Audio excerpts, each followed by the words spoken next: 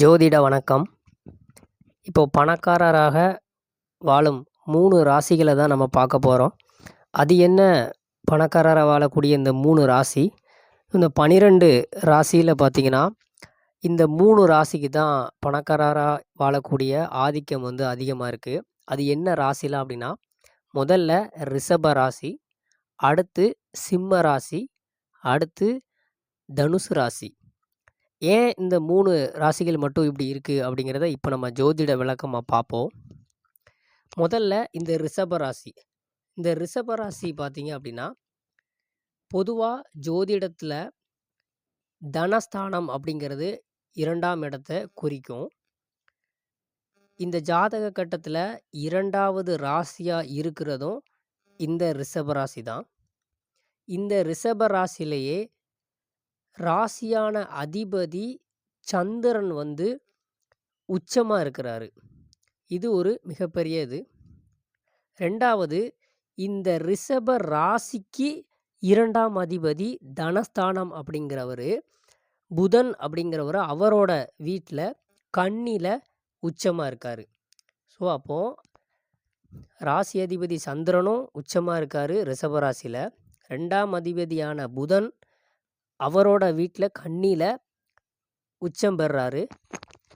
அடுத்து இந்த ரிஷப ராசிக்கு லாபஸ்தானமான இடம் 11ஆம் இடமான மீனத்தில் பார்த்தீங்கன்னா சுக்கிரன் வந்து உச்சம் பெறாரு. ஸோ அப்போது இந்த ஜாதகம் வந்து ஒரு மிகப்பெரிய செல்வம், பணம், வருமானம், இப்படி ஏகப்பட்ட சுகபோகங்களோட வாழக்கூடிய வாய்ப்பு வந்து இந்த ராசிக்கு வந்து அதிகமாக இருக்குது.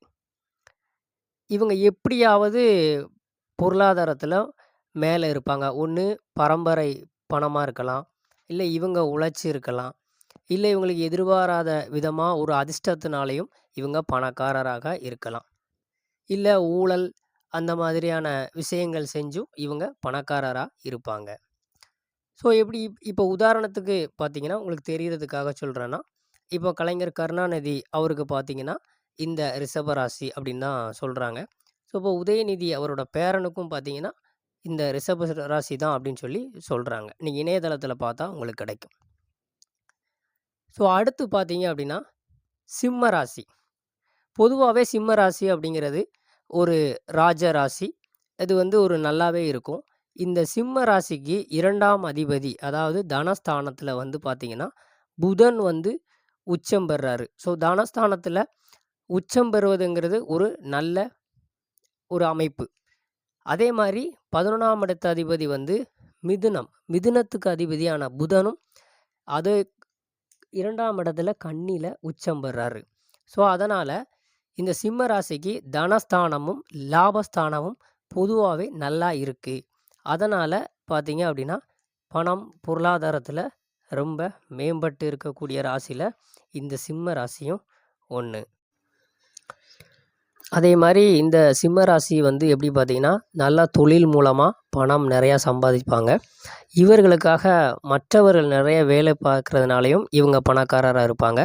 மற்றவர்களுடைய சொத்து, பணமும் இவர்கிட்ட வந்து சேரும். ஸோ இந்த மாதிரியான விஷயங்களையும் சிம்ம ராசி வந்து பணக்காரராக இருக்கிறதுல ஒரு ஆதிக்கம் அதிகமாக இருக்குது. அடுத்து பார்த்தீங்கன்னா தனுசு ராசி. தனுசு ராசிக்கு பார்த்தீங்க அப்படின்னா அவங்களோட 11ஆம் இடம், அந்த தனுசு ராசிக்கு 11ஆம் இடம் புதன் வந்து உச்சம் பெறாரு. ஸோ அதனால் இவங்களுக்கு பார்த்தீங்க அப்படின்னா வேலை வந்து நல்லா இருக்கும். அதாவது தொழில், கல்வி சார்ந்த தொழில், இல்லை மாதிரி அறிவுபூர்வமான வேலையில் இருப்பாங்க, இல்லை கலைத்துறையில் வந்து அதிகமாக இருப்பாங்க. அதனால் அவங்களுக்கு இந்த பண வரவுகள்லாம் வந்து ரொம்பவே அதிகமாக இருக்கும். அதே மாதிரி தனுசு ராசிக்கு 4ஆம் இடம் வந்து மீன ராசி. அதில் பார்த்தீங்கன்னா சுக்கிரன் வந்து உச்சம் பெறாரு. இந்த 4ஆம் இடம் அப்படிங்கிறது வீடு, வாகனம், செல்வாக்கு, பொருளாதாரம் இதெல்லாம் குறிக்கக்கூடிய ஒரு இடமாவும் இருக்கிறதுனால அதில் சுக்கிரன் உச்சம் பெறதுனால அவங்களுக்கு அந்த வசதி வாய்ப்புகளும் வந்து கொஞ்சம் நல்லாவே இருக்குது. இந்த நம்ம இப்போ பார்த்த இந்த 3 ராசிகளுக்கும் பார்த்தீங்கன்னா இவங்களோட அந்த 11ஆம் அதிபதி, அதே மாதிரி தனுசு ராசிக்கு 11ல் பார்த்தீங்க அப்படின்னா சனி உச்சம் பெறாரு. அந்த 11ஆம் அதிபதி வந்து யாரோட வீடுனா துலாம் வீடு. துலாமோட அதிபதி சுக்கிரன், அதில் சனி உச்சம் பெறாரு. ஸோ சனியும் சுக்கிரனும் சேரும்போதும் அவங்களுக்கு நல்ல ஒரு பொருளாதாரம் இருக்கும். என்ன தனுசு ராசிக்கு வேலை வந்து அரசு வேலையாக இருக்கிறத விட அவங்க தனிப்பட்ட சுயதொழில் பார்க்கும்போது அதில் இன்னுமே நல்ல நிறைய பணங்களை வந்து அவங்க பெறுவாங்க. ஸோ இந்த மாதிரி இந்த 3 ராசிகளுக்கும் 2ஆம் இடம், 11ஆம் இடம், 10ஆம் இடம் வந்து ரொம்பவே நல்லா இருக்கிறதுனால இந்த 3 ராசிகளும் ஒரு மிகப்பெரிய பணக்கார ராசிகளாக, செல்வந்த ராசிகளாக நீங்கள் வந்து பார்க்க முடியும்.